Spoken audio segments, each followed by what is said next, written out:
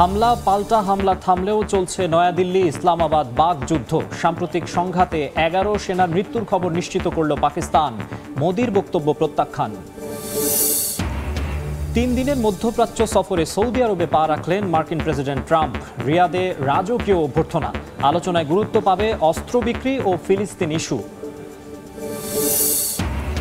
Washington Tehran বৈঠকের প্রশংসার কয়েক ঘন্টার মাথায় ইরানের ওপর ট্রাম্পের নতুন নিষেধাজ্ঞা। খামেনির বিরুদ্ধে মার্কিন প্রেসিডেন্টকে হত্যা চেষ্টার অভিযোগ। এবং শুল্ক যুদ্ধে একঘরে হয়ে পড়বে আধিপত্যবাদীরা। ওয়াশিংটন বেইজিং বাণিজ্য চুক্তির পর শি জিনপিং এর কঠোর বার্তা। লাতিন দেশগুলোর সঙ্গে সখ্যতা বাড়ানোর ঘোষণা।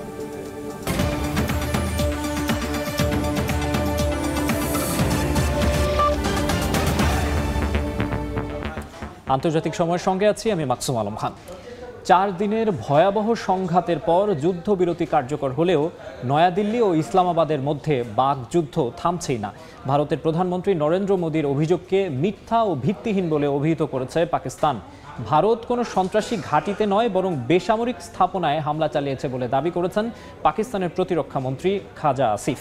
অন্যদিকে সাম্প্রতিক সংঘাতে নিজেদের 11 সেনা নিহত ও 78 জন আহত হয়েছেন বলে নিশ্চিত করেছে পাকিস্তান ISPR। সোমবার আবারও পাকিস্তানের বিরুদ্ধে যুদ্ধবিরতি লঙ্ঘনের অভিযোগ তুলেছে ভারতের সেনাবাহিনী। তাদের দাবি, জম্মু কাশ্মীরের সাম্বা জেলায় ড্রোন হামলার চেষ্টা করে পাকিস্তানের সেনারা। আকাশ প্রতিরক্ষা ব্যবস্থার সাহায্যে ড্রোন ধ্বংসের দাবি করা হয়।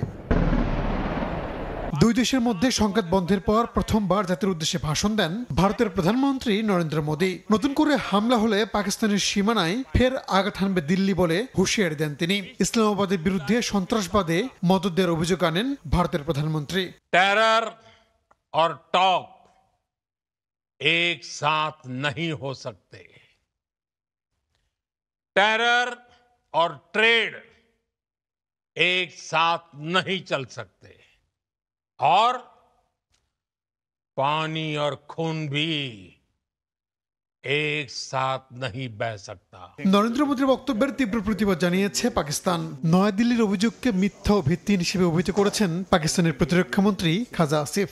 মোদী পরাজিত জুয়ারের মতো কথা বলছেন বলে মন্তব্য করেন তিনি। পাকিস্তানের বিরোধী রাজনীতিবিদরাও মোদীর সমালোচনা করেছেন। সাম্প্রতিক সহিংসতায় ভারতের হামলায় নিজদের সেনা হতাহতের বিষয়টি নিশ্চিত করেছে পাকিস্তান ISPR।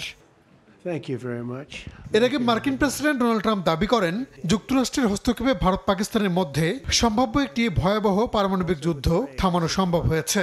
ট্রাম্প আরও জানান, সংঘাত থামাতে বাণিজ্য ছিল বড় হাতিয়ার। উভয় পক্ষকে বলা হয়, যুদ্ধবিরতি ঘোষণা না হলে বাণিজ্য বন্ধ করা হবে। My administration helped broker a full and immediate ceasefire, I think a permanent one. এদিকে সংঘাত বন্ধ হয়, শ্রীনগর বিমানবন্দরের কার্যক্রম পুনরায় শুরু হয়েছে। যদিও জম্মু কাশ্মীরের সোপিয়ানে সন্ত্রাসীদের সঙ্গে নিরাপত্তা বাহিনীর বন্দুকযুদ্ধের ঘটনা ঘটেছে। রাহানুল রানা, সময় সংবাদ। দ্বিতীয়বারের মতো ক্ষমতা গ্রহণের পর প্রথম রাষ্ট্রীয় সফরে সৌদি আরব গেলেন মার্কিন প্রেসিডেন্ট ডোনাল্ড ট্রাম্প। রিয়াদে রাজকীয় অভ্যর্থনায় তাকে স্বাগত জানান যুবরাজ মোহাম্মদ বিন সালমান। সৌদি আরবের পাশাপাশি কাতার এবং সংযুক্ত আরব আমিরাতেও যাবেন তিনি। ট্রাম্পের মধ্যপ্রাচ্যের এই সফরে ইসরায়েল যাওয়ার কথা থাকলেও শেষ মুহূর্তে তা বাতিল করেন। 3 দিনের সফরে অস্ত্র বিক্রি, সামরিক সহযোগিতা, বাণিজ্য ও বিনিয়োগের পাশাপাশি ইসরায়েল ফিলিস্তিন ইস্যু গুরুত্ব পাবে বলে জানিয়েছে হোয়াইট হাউস।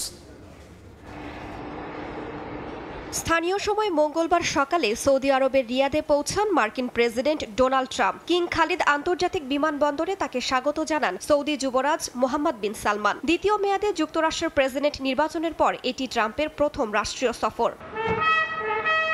বিমানবন্দর থেকে সৌদি যুবরাজের সঙ্গে সৌদি রয়্যাল কোর্টে যান ট্রাম্প। এ সময় মার্কিন প্রেসিডেন্টকে রাজকীয় সংবর্ধনার পাশাপাশি দেয়া হয় গার্ড অব অনার। সেখানে সৌদি নেতাদের সঙ্গে বৈঠকে বসেন ট্রাম্প। এরপর অংশ নেবেন কিং আব্দুল আজিজ আন্তর্জাতিক সম্মেলন কেন্দ্রে সৌদি মার্কিন বিনিয়োগ ফোরামে। গণমাধ্যমকে দেয়া সাক্ষাৎকারে এই সফরকে ঐতিহাসিক উল্লেখ করেন ট্রাম্প। 3 দিনের এই সফরে সৌদি আরবের পাশাপাশি সংযুক্ত আরব আমিরাত ও কাতারে যাবেন মার্কিন প্রেসিডেন্ট। হোয়াইট হাউস জানায়, সফরের মূল উদ্দেশ্য হলো মধ্যপ্রাচ্যের দেশগুলোর সঙ্গে যুক্তরাষ্ট্রের সম্পর্ক জোরদারের পাশাপাশি পারস্পরিক স্বার্থ সংশ্লিষ্ট বিভিন্ন বিষয়ে আলোচনা করা, গাজায় যুদ্ধবিরতি এবং সৌদি আরব ইসরায়েলের সম্পর্ক স্বাভাবিকরণ, অস্ত্র বিক্রির মতো গুরুত্বপূর্ণ ইস্যুতেও আলোচনা হবে বলে জানানো হয়। একই সঙ্গে আঞ্চলিক স্থিতিশীলতা, অর্থনৈতিক সহযোগিতা এবং সন্ত্রাসবাদ মোকাবিলায় যৌথ উদ্যোগের ওপর বিশেষ গুরুত্বারোপ করবেন ট্রাম্প। মধ্যপ্রাচ্যে চলমান উত্তেজনার মধ্যেই ট্রাম্পের এই সফরকে অত্যন্ত গুরুত্বের সঙ্গে দেখছেন বিশ্লেষকরা। তাদের মতে বাণিজ্যিক দিক থেকে এই সফর ট্রাম্পের জন্য খুবই গুরুত্বপূর্ণ। সফরের প্রথম দিনেই সৌদি যুবরাজ সালমানের কাছ থেকে যুক্তরাষ্ট্রের শিল্প খাতে $1 ট্রিলিয়ন বিনিয়োগ নিশ্চিত করতে পারেন ট্রাম্প, যা সালমানের ঘোষিত $600 বিলিয়ন প্রতিশ্রুতির চেয়েও বেশি। একই সঙ্গে 3 ধনী উপসাগরীয় দেশের সঙ্গে বাণিজ্যিক সম্পর্ক আরও মজবুত করতে দেশগুলো থেকে যুক্তরাষ্ট্রে অন্তত $2 ট্রিলিয়ন বিনিয়োগ আনতে পারেন ট্রাম্প। এদিকে উপসাগরীয় দেশগুলোয় সফরে থাকার সময় রাশিয়া ইউক্রেন শান্তি আলোচনায় যোগ দিতে তুরস্কেও যেতে পারেন ট্রাম্প। সফরের আগে হোয়াইট হাউসে সাংবাদিকদের একথা জানান তিনি। রাইসা জান্নাত, সময় সংবাদ। এই মুহূর্তে রিয়াদের সৌদি রয়্যাল কোর্টে বৈঠক করছেন মার্কিন প্রেসিডেন্ট ডোনাল্ড ট্রাম্প এবং সৌদি যুবরাজ মোহাম্মদ বিন সালমান। আমরা সরাসরি যাচ্ছি সেখানে। আমরা যেমনটা দেখতে পাচ্ছি, সৌদি রয়্যাল কোর্টে মার্কিন প্রেসিডেন্ট ডোনাল্ড ট্রাম্প এবং সৌদি যুবরাজ মোহাম্মদ বিন সালমান তাদের মধ্যে কথোপকথন আলোচনা চলছে এবং দুই দেশের যে গুরুত্বপূর্ণ ব্যক্তিরা রয়েছেন তাদের মধ্যে একটা পরিচয় পর্ব আমরা দেখছি যে আনুষ্ঠানিকতা সারা হচ্ছে। এবং এই সফরটি, মার্কিন প্রেসিডেন্ট ডোনাল্ড ট্রাম্পের এই সফরটি নানা কারণে আসলে বেশ গুরুত্ব পাচ্ছে। যদিও একেবারে প্রাথমিকভাবে শোনা যাচ্ছে যে বিভিন্ন অস্ত্র কিংবা বাণিজ্যিক চুক্তি রয়েছে, তার পাশাপাশি আসলে ফিলিস্তিন ইস্যুতেও হোয়াইট হাউস যেটি জানিয়েছে যে ফিলিস্তিন ইস্যুতেও গুরুত্বপূর্ণ আলোচনা হবে। তবে বিশ্লেষকদের অনেকের মতেই কিছু একটু অনাস্থার জায়গাও রয়েছে। সেটি হচ্ছে এর আগে আমরা দেখেছি, কিছুদিন আগে আমরা যেটা দেখলাম যে ভারত পাকিস্তানের মধ্যে যেই সংঘাত, সেই সংঘাতের যুদ্ধবিরতির জন্য ডোনাল্ড ট্রাম্পের মধ্যস্থতা একটা ব্যাপক ভূমিকা রেখেছে। কিন্তু এর আগে ফিলিস্তিনি নিরীহ মানুষের উপরে ইসরায়েলি যে বর্বরতা, সেটিতে ডোনাল্ড ট্রাম্প কিংবা এই যে সৌদি আরবের আসলে খুব বড় কোনো ভূমিকা যেটা মুসলিম বিশ্ব প্রত্যাশা করছিল সেইটা আসলে দেখা যায়নি, যার কারণে মুসলিম বিশ্বের একটা অনাস্থার জায়গা ঠিকই থেকে গেছে। এবং বিভিন্ন সময় আমরা ডোনাল্ড ট্রাম্পকে ইসরায়েলকে আসলে একটা সমর্থন জানাতে দেখেছি এবং সৌদি আরবের পক্ষ থেকেও আসলে ফিলিস্তিনিদের পক্ষে দাঁড়িয়ে সেইভাবে আসলে কোনো ভূমিকা নিতে দেখা যায়নি। তবে এই সফর থেকে সেই বিষয়টিও গুরুত্বপূর্ণভাবে তুলে ধরা হবে, আলোচনা করা হবে এবং ইসরায়েলি যেই আগ্রাসন রয়েছে আসলে ফিলিস্তিনি নিরীহ মানুষের উপর, সেটি বন্ধে একটা গুরুত্বপূর্ণ ভূমিকা রাখা হবে। একই সঙ্গে আমরা যেটা রিপোর্টেও দেখলাম যে নানা ধরনের বাণিজ্যিক চুক্তি, সেগুলো নিয়েও আসলে আলোচনা হবে। এই বিষয়ে আমরা বিস্তারিত আরও আপনাদের পরবর্তীতে জানিয়ে দেওয়ার চেষ্টা করব। যাচ্ছি পরের খবরে। হামাসের কাছে থাকা বাকি জিম্মিদের মুক্তির জন্য মঙ্গলবার কাতারে প্রতিনিধি দল পাঠাবে ইসরায়েল। ইসরায়েলি জিম্মি ইডান আলেকজান্ডারের মুক্তির পর মার্কিন প্রেসিডেন্টকে ধন্যবাদ দিয়ে এই সিদ্ধান্ত নিয়েছেন নেতানিয়াহু। এর মধ্যেও গাজায় বর্বর হামলা চালিয়ে যাচ্ছে দখলদাররা। গত একদিনে খান ইউনিস সহ উপত্যকাটির বিভিন্ন স্থানে বোমা বর্ষণে প্রাণ গেছে অন্তত 20 ফিলিস্তিনির। মানবিক সহায়তা আটকে দেওয়ার ৭১তম দিনে জীবন আরও দুর্বিষহ হয়েছে ফিলিস্তিনিদের। তবে এর মাঝেও উপত্যকাটিতে থেমে নেই ইসরায়েলের মুহুর্মুহু হামলা। গত একদিনে খান ইউনিস সহ বিভিন্ন স্থানে দখলদারদের হামলায় প্রাণ গেছে বেশ কয়েকজনের। এর মধ্যেই হামাসের কাছে থাকা বাকি জিম্মিদের মুক্তির জন্য মঙ্গলবার কাতারে প্রতিনিধি দল পাঠাবে ইসরায়েল। মার্কিন ইসরায়েলি জিম্মি ইডান আলেকজান্ডারের মুক্তির পর মার্কিন প্রেসিডেন্ট ডোনাল্ড ট্রাম্পকে ধন্যবাদ দিয়ে এ সিদ্ধান্ত নিয়েছেন ইসরায়েলি প্রধানমন্ত্রী বিনিয়ামিন নেতানিয়াহু। বলেছেন, হামাস যদি আরও জিম্মিকে মুক্তি না দেয় তবে ইসরায়েলি সেনাবাহিনীর গাজায় হামলা অব্যাহত থাকবে। ইসরায়েলি কর্তৃপক্ষ জানায়, স্থায়ী যুদ্ধবিরতি এবং হামাসের গাজার নিয়ন্ত্রণ ছাড়ার বিষয়ে কোনো আলোচনায় যেতে রাজি নয় তারা। এদিকে মার্কিন প্রেসিডেন্ট ডোনাল্ড ট্রাম্প তার কাতার, সৌদি আরব এবং সংযুক্ত আরব আমিরাত সফরের সময় চুক্তির সম্ভাবনার ইঙ্গিত দিয়েছেন। বিশ্লেষকরা বলছেন, ইডান আলেকজান্ডারের মুক্তি ও ট্রাম্পের মধ্যপ্রাচ্য সফর ইসরায়েল ও হামাসের মধ্যে একটি নতুন শান্তি আলোচনার পথ খুলতে পারে। নাদিম মারজান, সময় সংবাদ। পরমাণু বিষয়ক বৈঠকে ইরান যুক্তিসঙ্গত আলোচনা করেছে বলে প্রশংসায় মেতেছেন মার্কিন প্রেসিডেন্ট ডোনাল্ড ট্রাম্প। যদিও তার মন্তব্যের কয়েক ঘন্টা পরই তেহরানের সামরিক গবেষণা কেন্দ্রের ওপর নিষেধাজ্ঞা জারি করে ওয়াশিংটন। ইরানের সর্বোচ্চ ধর্মীয় নেতা আয়াতুল্লাহ আলী খামেনির বিরুদ্ধে ট্রাম্পকে হত্যা চেষ্টার অভিযোগ এনেছেন মার্কিন সিনেটর।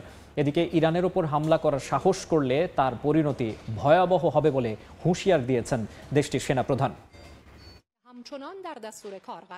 পারমাণবিক ইস্যুতে একের পর এক পরোক্ষ বৈঠকে অংশ নিচ্ছে যুক্তরাষ্ট্র ইরান। বৈঠকের পর উভয় পক্ষ থেকে ইতিবাচক বক্তব্য আসলেও সমঝোতার পথ এখন অনেক দূর। ইরানের বুদ্ধিমত্তার প্রশংসা করেছেন মার্কিন প্রেসিডেন্ট ডোনাল্ড ট্রাম্প। তেহরানের অর্থনৈতিক সাফল্য আর সুখ সমৃদ্ধি কামনা করেন মার্কিন প্রেসিডেন্ট।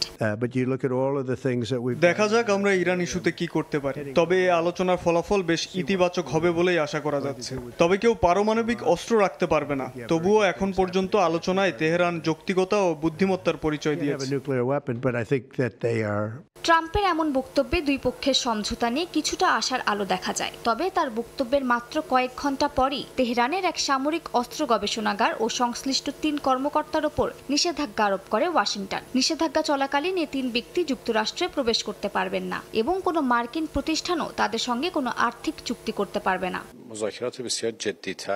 মার্কিন নিষেধাজ্ঞা সম্পর্কে কোনো মন্তব্য না করলেও ইউরোপের দেশগুলোকে কড়া হুঁশিয়ারি দিয়েছেন ইরানের পররাষ্ট্রমন্ত্রী আব্বাস আরাকচি। ফরাসি ম্যাগাজিনকে দেয়া সাক্ষাৎকারে তিনি জানান, যদি ফ্রান্স, যুক্তরাজ্য, জার্মানি জাতিসংঘ নিষেধাজ্ঞা ফিরিয়ে আনার স্ন্যাপব্যাক পদ্ধতি চালু করে তাহলে উত্তেজনা এমনভাবে বাড়বে যা আর ফিরে নেওয়া সম্ভব হবে না।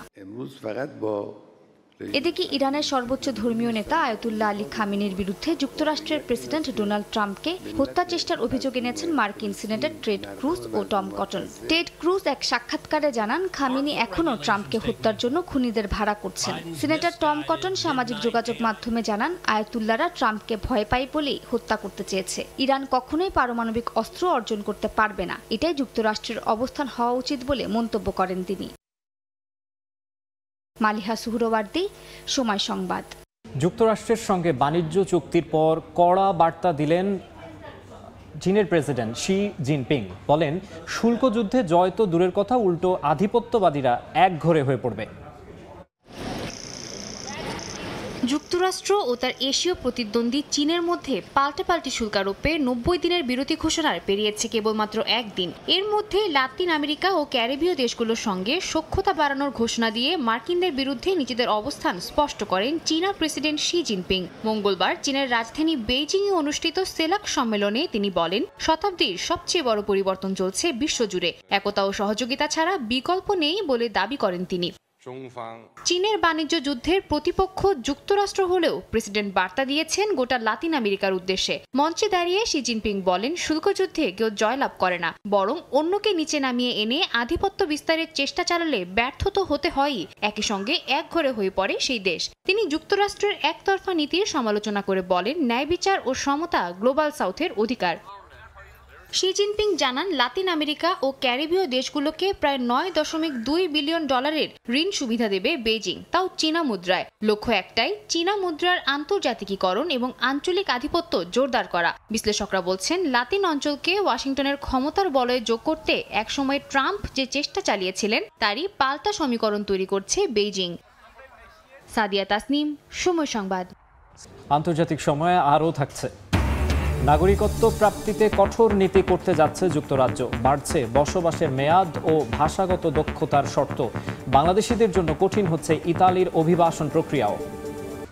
চুক্তির আহ্বান উপেক্ষা করে এক রাতেই শতাধিক ড্রোন হামলা চালিয়েছে রাশিয়া। কিয়েভের দাবি, যুদ্ধবিরতির প্রস্তাব মেনে না নিয়ে আলোচনার কথা বলে সময় নষ্ট করছে মস্কো। এমন প্রেক্ষাপটে রাশিয়া তুরস্কে সরাসরি আলোচনার প্রস্তাব দিয়েছে। প্রেসিডেন্ট পুতিনের উপস্থিত নিশ্চিত হলেই বৈঠকে অংশ নেবেন বলে জানিয়েছে জেলেনস্কি। যুক্তরাষ্ট্রের প্রেসিডেন্ট ট্রাম্প আলোচনার পক্ষে মত দিলেও ফরাসি প্রেসিডেন্ট ইমানুয়েল ম্যাক্রো বলছেন, পুতিন শুধু সময় কিনতে চাইছেন। এদিকে সোমবারের মধ্যে রাশিয়া যুদ্ধবিরতি না মানলে নতুন নিষেধাজ্ঞা জারি করবে ইউরোপীয় ইউনিয়ন বলে হুঁশিয়ারি দিয়েছে জার্মানি। লন্ডনে ইউরোপীয় পররাষ্ট্রমন্ত্রীদের জরুরি বৈঠকেও রুশ আগ্রাসন প্রতিরোধে কঠোর পদক্ষেপের ডাক উঠেছে। বর্তমান প্রেক্ষাপটে প্রশ্ন উঠছে, আলোচনা কি সত্যি যুদ্ধ থামাবে নাকি আরেকটি কৌশলগত চাল মাত্র? তবে এই প্রশ্নের উত্তর মিলতে পারে ইস্তাম্বুলে আগামী বৃহস্পতিবারের বৈঠকে। নাদিম মারজান, সময় সংবাদ। নাগরিকত্বে কড়াকড়ির নতুন বার্তা দিলেন ব্রিটিশ প্রধানমন্ত্রী কিয়ার স্টারমার। 5 বছরের জায়গায় 10 বছর, কর্মসংস্থানের নিয়ন্ত্রণ আর ভাষার কঠিন সব শর্ত মিলিয়ে অভিবাসীদের জন্য শুরু হয়েছে এক অনিশ্চিত লড়াই। লন্ডন থেকে বিস্তারিত শোয়েব কবিরের রিপোর্টে। ক্ষমতায় আসার 1 বছরও পূরণ হয়নি, এর মধ্যে নাগরিকত্ব নীতিতে সবচেয়ে কঠোর শ্বেতপত্র প্রকাশ করলেন ব্রিটিশ প্রধানমন্ত্রী। স্টারমার জানালেন, এখন থেকে নাগরিকত্ব পাওয়ার প্রক্রিয়া হবে দীর্ঘমেয়াদী ও কঠিন। Today we publish a white paper on immigration. আজ আমরা অভিবাসন নিয়ে একটি হোয়াইট পেপার প্রকাশ করেছি। এই কৌশলগত পরিকল্পনা আমার পরিবর্তনের রূপরেখার কেন্দ্রে রয়েছে, যা আমাদের সীমান্তের ওপর নিয়ন্ত্রণ পুনরুদ্ধার করবে। And close the book. নতুন নীতিমালায় ইংরেজি ভাষা জানার শর্ত আরো কঠিন করা হয়েছে। পাশাপাশি 5 বছর পর নাগরিকত্বের আবেদন করার নিয়ম বাড়িয়ে করা হয়েছে 10 বছর। বিদেশি কর্মী নিয়োগও আসছে বিধিনিষেধ, যার প্রভাব পড়বে কেয়ার হোম সহ বিভিন্ন খাতে। 5 বছর পর আপনার আইএলআর পাইতো, তো এখন দেখা যাচ্ছে যে আপনার আফটার 5 ইয়ার আবার স্পন্সরশিপে যেতে হবে। তো এইটা একটু আমাদের কমিটির জন্য স্বস্তিজনক হবে না। বিশেষ করে বাইরের থেকে এসেছি এবং বাইরের দেশের অভিবাসী, তাদের জন্য এটা খুবই কঠিন হবে। আইনজীবীদের মতে এই কড়াকড়ি শুধু অভিবাসীদের নয়, যুক্তরাজ্যের অর্থনীতির জন্য হুমকি। এতে কমবে দক্ষ জনশক্তি, বাড়বে সামাজিক চাপ। গভর্নমেন্টের প্রপোজালটা হচ্ছে হয়তো কিছুদিনের মধ্যেই তারা সবাইকেই 10 ইয়ার্সের ক্যাটাগরিতে নিয়ে আসবেন। তার মানে হচ্ছে আপনি লিগেলি যদি এই দেশে 10 ইয়ার্স থাকেন, রিগার্ডলেস অফ ওয়েদার পার্টনার ও প্যারেন্ট ও ইন এনি আদার ক্যাটাগরি, তাহলে আপনি ইনডেফিনিট লিভ টু রিমেইন পাবেন। এটা আমাদের জন্য একটা অশনি সংকট। 2024 সালে যুক্তরাজ্যে স্থায়ী বসবাসের অনুমতি পেয়েছেন 1,62,000 অভিবাসী, যা আগের বছরের তুলনায় 35% বেশি। কিন্তু নতুন নিয়মে সেই প্রবাহে পড়তে যাচ্ছে বড় ধরনের ধাক্কা। যুক্তরাজ্যের নতুন নাগরিকত্ব নীতিমালা যেন অভিবাসীদের জন্য এক কঠিন পরীক্ষার নাম। বৈধভাবে 10 বছর বসবাস করলে মিলবে সেই বহুল প্রতীক্ষিত সোনার হরিণ খ্যাত ব্রিটিশ নাগরিকত্ব। তবে এই পথ পাড়ি দেওয়া এত সহজ নয়। প্রতিটি পদে পদে রয়েছে জবাবদিহিতা ও কঠিন বিধিনিষেধ। শোয়েব কবির, সময় সংবাদ, লন্ডন। মিয়ানমারের জান্তা বাহিনীর বিমান হামলায় একটি স্কুলে 17 জন নিহত হয়েছেন, আহত হয়েছেন 20 জন। স্থানীয়রা জানান, সোমবার সকালে সাগাইং অঞ্চলের থেইনকুইন গ্রামে এই হামলা চালানো হয়। স্কুলটি বোমার আঘাতে ক্ষতিগ্রস্ত হওয়ায় কয়েকজন নিখোঁজ থাকতে পারে, বাড়তে পারে হতাহতের সংখ্যা। বার্তা সংস্থা রয়টার্সের পক্ষ থেকে যোগাযোগ করা হলে জান্তা সরকারের একজন মুখপাত্র এই বিষয়ে মন্তব্য করতে অস্বীকৃতি জানিয়েছেন। ফিলিপিন্সের মধ্যাঞ্চলের কানলাওন আগ্নেয়গিরিতে আবারও শুরু হয়েছে অগ্নুৎপাত। স্থানীয় সময় মঙ্গলবার সকালে বড় আকারের এই অগ্নুৎপাতে 3 কিলোমিটার উচ্চতা পর্যন্ত কালো ধোঁয়ায় ছেয়ে যায় আকাশ। দেশটির অগ্নুৎপাত ও ভূমিকম্প বিষয়ক দফতর জানায়, এর স্থায়িত্ব ছিল অন্তত 5 মিনিট। এর আগেও বেশ কয়েকবার এই দুর্যোগ ঘটায়। গত বছরের ডিসেম্বর থেকেই আগ্নেয়গিরির চারপাশের 6 কিলোমিটার এলাকায় 3য় মাত্রার সতর্কতা জারি করা হয়, যা এখনও বহাল রয়েছে।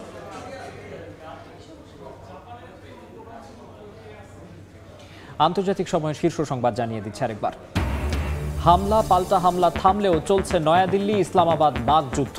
সাম্প্রতিক সংঘাতে 11 সেনার মৃত্যুর খবর নিশ্চিত করল পাকিস্তান। মোদির বক্তব্য প্রত্যাখ্যান। 3 দিনের মধ্যপ্রাচ্য সফরে সৌদি আরবে পা রাখলেন মার্কিন প্রেসিডেন্ট ট্রাম্প। রিয়াদে রাজকীয় অভ্যর্থনা। আলোচনায় গুরুত্ব পাবে অস্ত্র বিক্রি ও ফিলিস্তিন ইস্যু। এবং ওয়াশিংটন তেহরান বৈঠকের প্রশংসার কয়েক ঘন্টার মাথায় ইরানের ওপর ট্রাম্পের নতুন নিষেধাজ্ঞা। খামেনির বিরুদ্ধে মার্কিন প্রেসিডেন্টকে হত্যা চেষ্টার অভিযোগ।